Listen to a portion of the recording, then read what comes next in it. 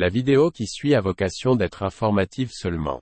Les propos tenus dans ce programme pourraient heurter la sensibilité du spectateur. Vous en êtes maintenant averti.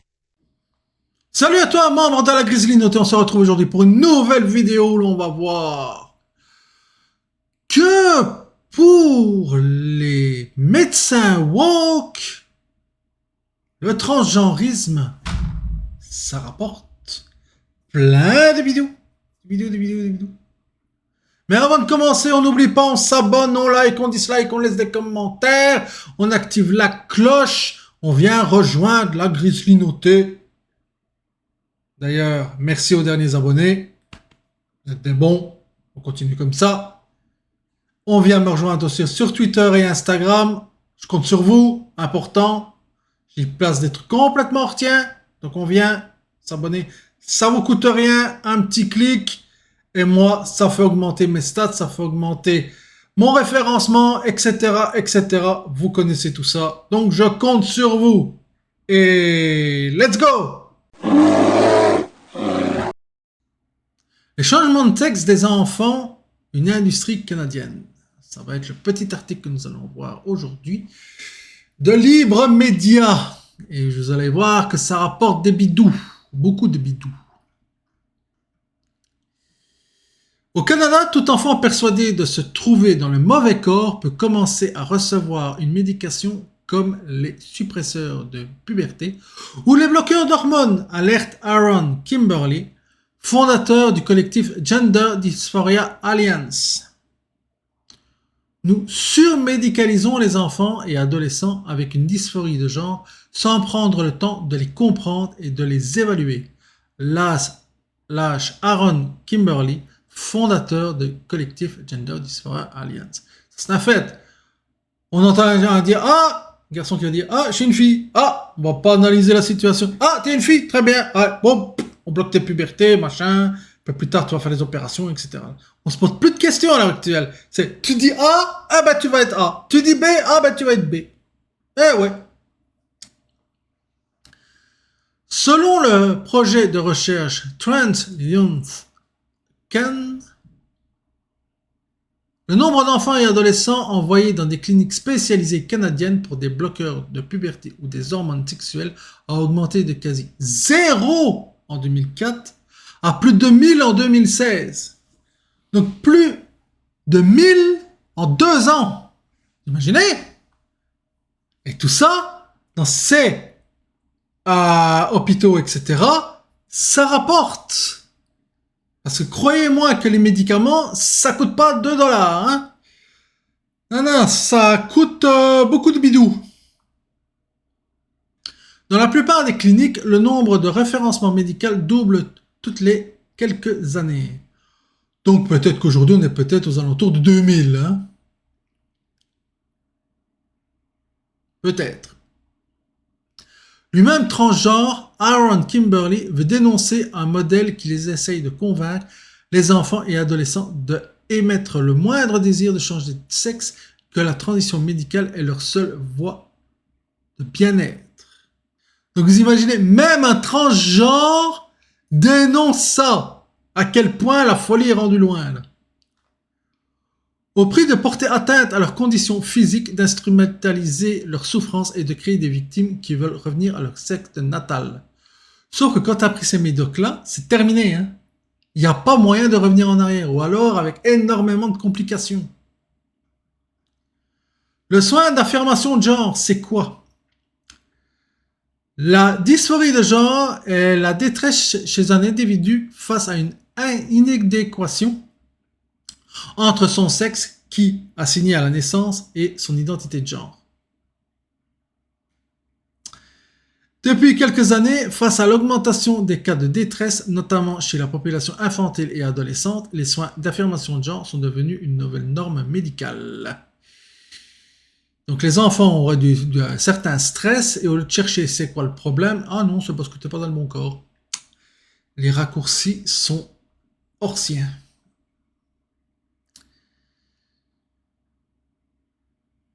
Ces soins prennent la forme suivante.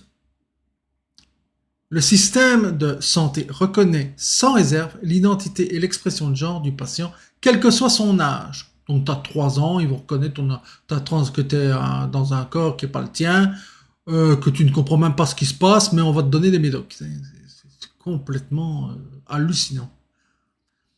Dans un esprit d'inclusion et de justice sociale, cette approche est aussi présente dans le système scolaire canadien. Une politique qui commande aux enseignants et aux camarades de classe de respecter la nouvelle identité de genre de l'enfant ayant une dysphorie de genre. Oui. Accepter tout et n'importe quoi sous titre d'inclusion. Par exemple, un document pour les enseignants du Manitoba explique que les élèves qui veulent transitionner socialement sans avoir fait la transition médicale peuvent changer leur prénom, leur pronom, ou même utiliser les toilettes correspondantes à leur nouveau genre. Donc, imaginons, j'ai 15 ans. Demain, je dis, je ne me sens plus bien dans ma peau de garçon, je vais être une fille. Mais je ne fais rien du tout, je ne me déclare juste comme une fille. Eh bien, si on suit cette logique, demain, j'ai le droit, parce que je me revendique en tant que fille, d'aller dans les toilettes des filles. Je me demande comment ces filles vont réagir en me voyant arriver la face. À mon avis, quelque chose me dit qu'elles vont vouloir me foutre dehors à coups de pompe dans le fion, sans ménagement. Et elles en auront totalement le droit.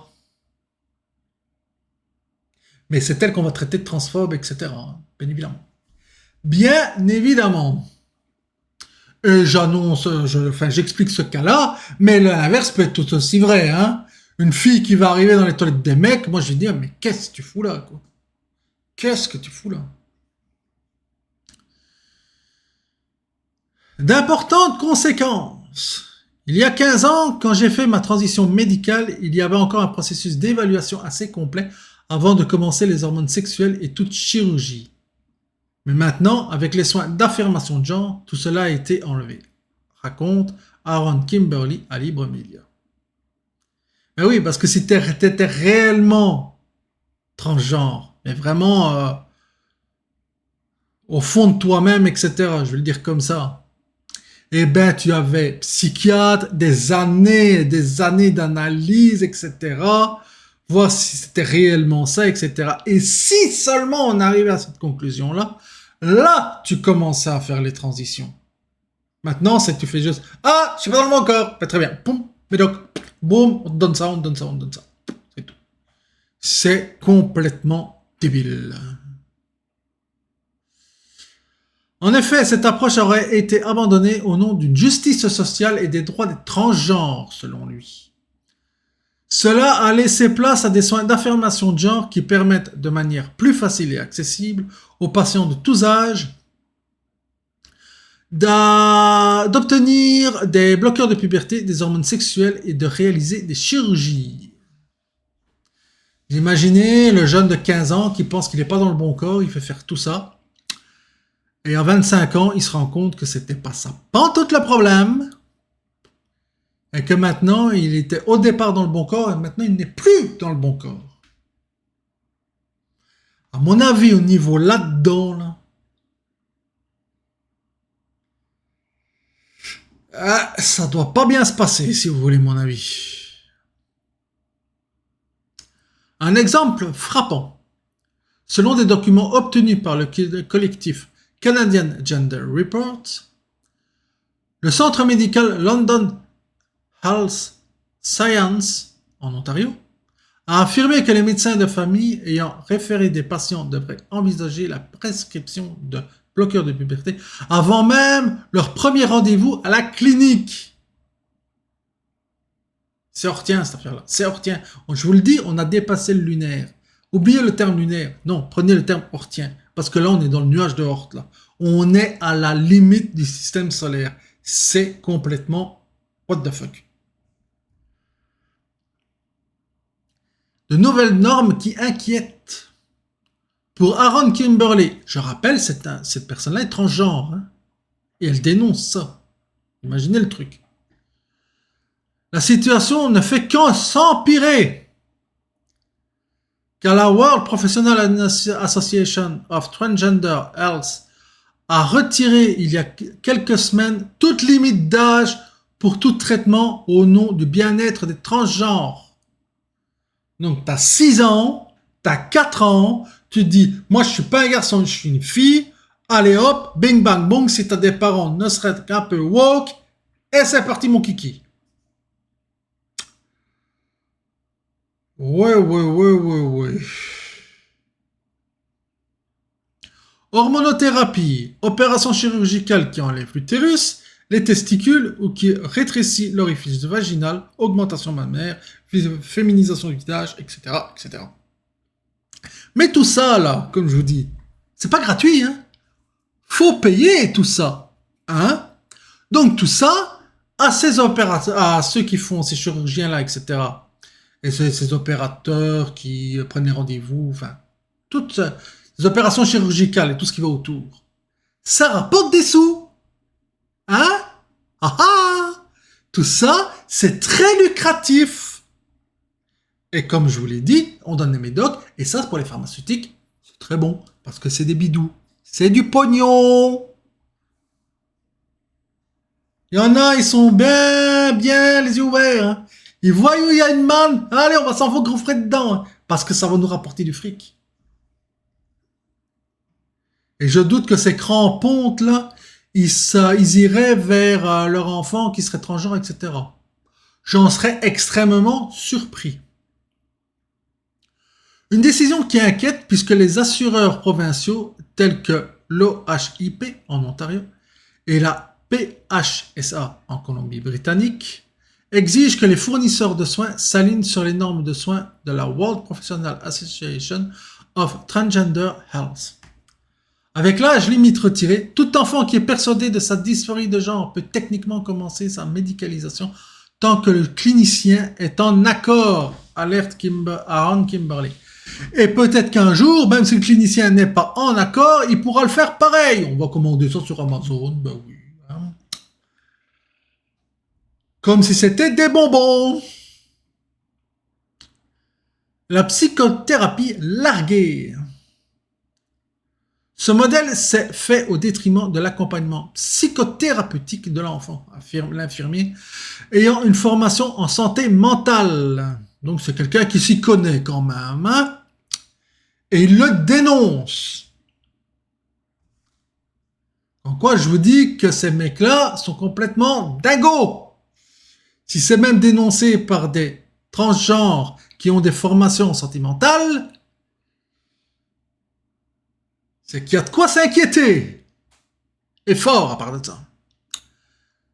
Tran Seung Khan explique que 5 des 10 cliniques pour ces patients n'incluent aucun psychologue ou psychiatre dans l'évaluation des patients avant la prescription d'hormones ou de bloqueurs de puberté. Mais non! Pourquoi on va les mettre ça? Parce que si jamais on voit que c'est pas ça, ben on va pas commencer la transition. Donc on va pas donner des médicaments. Donc ça fait moins de pognon. Ah ah! C'est QFD. Selon le même organisme, seulement 14% des enfants envoyés en clinique spécialisée ont été référés par des psychologues ou psychiatres. 14%! Donc ça veut dire que 86% n'ont pas été référés par des psychologues ou des psychiatres. Mais par qui? Très bonne question. Aurons-nous un jour la réponse? De nouveaux patients de ces cliniques pour enfants peuvent ainsi commencer un traitement de suppresseurs de puberté ou d'hormones sans aucune consultation psychologique ou psychiatrique. Une médicalisation risquée. Cette mise à l'écart de la psychothérapie démontre que les traitements des bloqueurs de puberté et des hormones sont devenus le choix numéro 1 des cliniques. Normal, puisque ça ramène du pognon. Prescrire des bloqueurs de puberté ouvre la voie à des traitements hormonaux chez les enfants, car 99%, 99% pour nos amis belges et suisses, des enfants qui ont été à qui ont été prescrits des bloqueurs de puberté au Royaume-Uni prennent à présent des hormones. Ah oui, on a bloqué leur puberté, maintenant ils vont prendre des hormones de l'autre sexe. Tout est lié. Selon la Cour royale de justice du Royaume-Uni. Chez les garçons, ces hormones causent une régression de la pilosité et une poussée mammaire. Ben oui, puisque les garçons veulent devenir des filles. Chez les filles, elles peuvent s'attendre à une augmentation de la pilosité, à la mue de la voix, à l'augmentation du volume du clitoris et à l'arrêt des règles. Voilà. Augmentation du volume du clitoris pour devenir un pénis, bien évidemment. Les risques de santé à long terme pour ces hormones sont bien documentés. Hein. Risques de santé à long terme. Hein. D'après une étude de 2018, le risque de faire un AVC est 9,9 fois plus élevé chez les femmes transgenres que le groupe témoin. Quasiment 10 fois plus. Une autre étude montre que sur un groupe de 2260 femmes trans, 15 cas de cancer du sein étaient identifiés, ce qui était 46 fois plus élevé que chez les hommes dits cisgenres qui n'ont pas fait de transition. 46 fois plus élevé. Et après on vient dire, oh, non, il n'y a pas de problème, prenez ces médicaments-là, il n'y a rien à craindre. Mais oui, bien sûr. Les transitions trop hâtives. Pour Aaron Kimberly, la transition sociale dans les écoles et les familles enferme l'enfant dans une forme de conditionnement qui rend difficile le fait de changer d'avis. Quand je vous dis que les enfants sont endoctrinés, sont matrixés, et ça c'est une personne transgenre qui l'affirme. Mais nous on le dit, on est des dingos. Nous on est des fous. Des tarés. Est-ce qu'elle, on va lui dire qu'elle est transphobe? Alors que c'est une personne transgenre. Hein.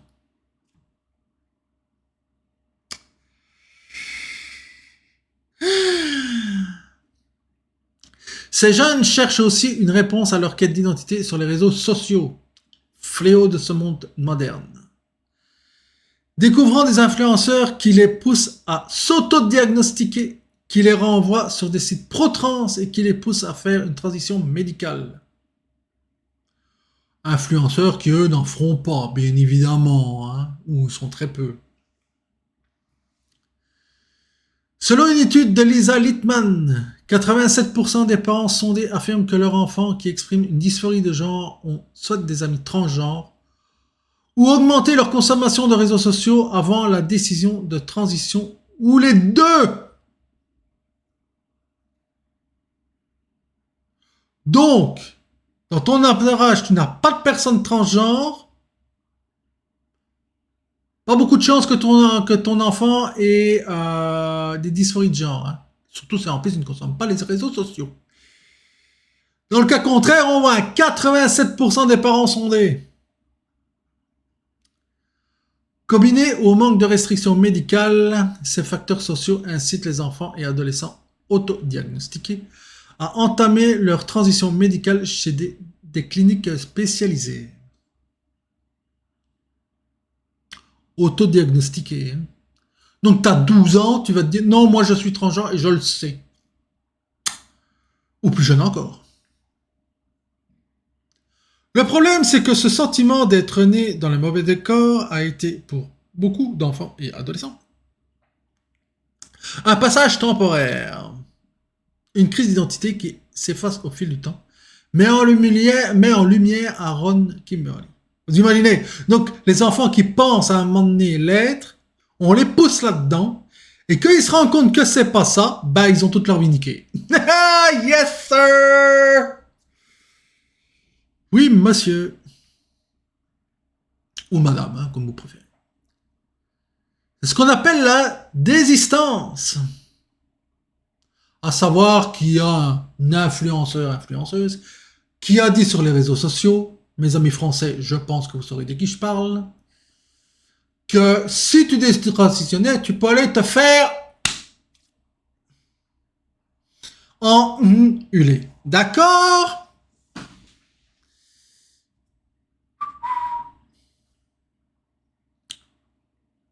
Hein, Léo? Je sais que tu verras pas cette vidéo, mais t'as lu.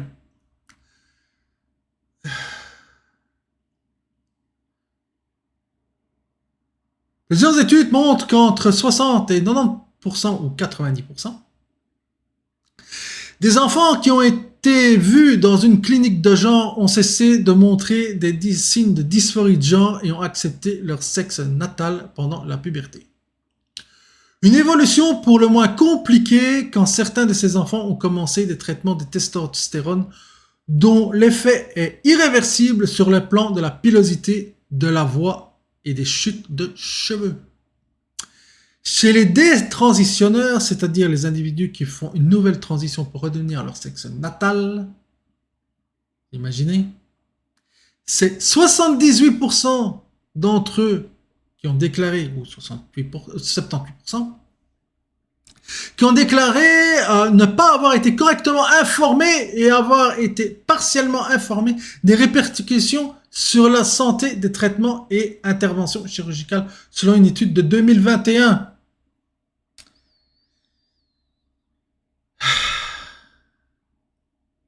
« 78%. Hein. Donc presque 8 personnes sur 10 se disent qu'elles ont été mal informées. C'est un truc de fou. Un nouveau marché du corps humain. C'est certain que cette surmédicalisation des enfants ayant une dysphorie de genre représente une nouvelle marche de profit pour les entreprises pharmaceutiques, souligne Aaron Kimberley. C'est ça que je vous dis. Ça amène du pognon. Ils en ont rien à foutre de la santé des enfants. Non, tout ce qui leur importe, c'est le fric qu'ils peuvent se faire sur eux. Ou des jeunes adultes, ou des adolescents, etc. Et les sociétés de consommation trouvent ça parfait, parce qu'on va pouvoir vendre du maquillage, des sacs, des ci, des ça, à ces personnes qui s'identifient transgenres, etc.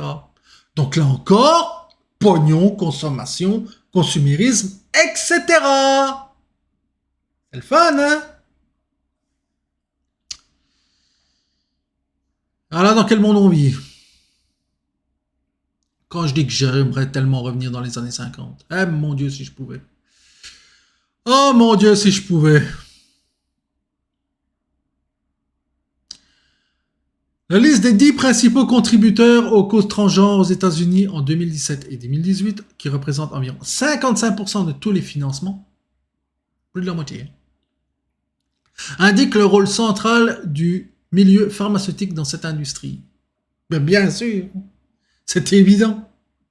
Par exemple, Arcus Foundation, deuxième dans le classement, qui a été fondé et qui est actuellement présidé par John Stryker, héritier de capital important de l'entreprise familiale Stryker, qui fabrique du matériel médical et chirurgical. Tiens. Est-ce que dans sa famille il y a des transgenres? Je me le demande. Mais au-delà des bénéficiaires de l'économie transgenre, c'est bien trouvé ça, l'économie transgenre. La surmédicalisation de ces enfants s'inscrit dans la continuité de ce qui fait notre système économique depuis quelques décennies. Libéraliser le marché, bien évidemment, notamment celui du corps humain, bien sûr, les ventres de femmes qu'on vend pour la gestation pour autrui, etc. Tout ça en fait partie. Pour concentrer la recherche dans les mains de quelques-uns. Toujours les mêmes, bien évidemment. Sans restriction ou réglementation publique contraignante. Et on les applaudit. On applaudit tout ça des deux mains. Et on trouve ça super. Au prix de détruire la vie de beaucoup de parents taxés de transphobes qui ne peuvent plus émettre le moindre doute sur la décision de leur enfant. Imaginez. Au prix de détruire la vie d'enfants et d'adolescents qui sont devenus des désisteurs et des transitionneurs de cette économie médicale. Ouais.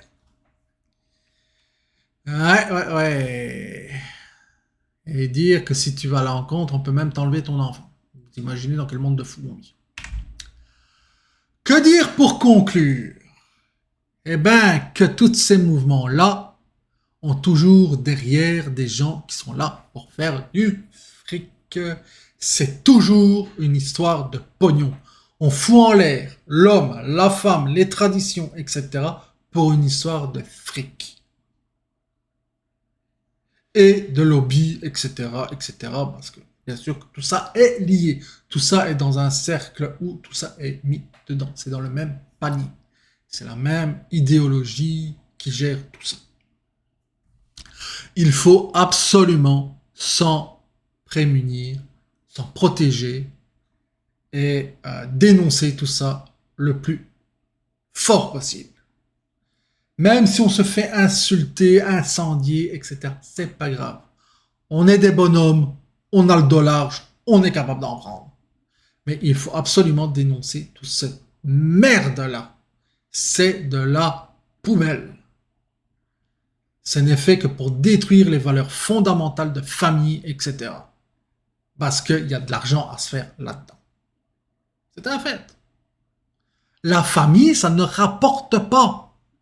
Exemple très simple avant de terminer cette vidéo. Prenez une famille.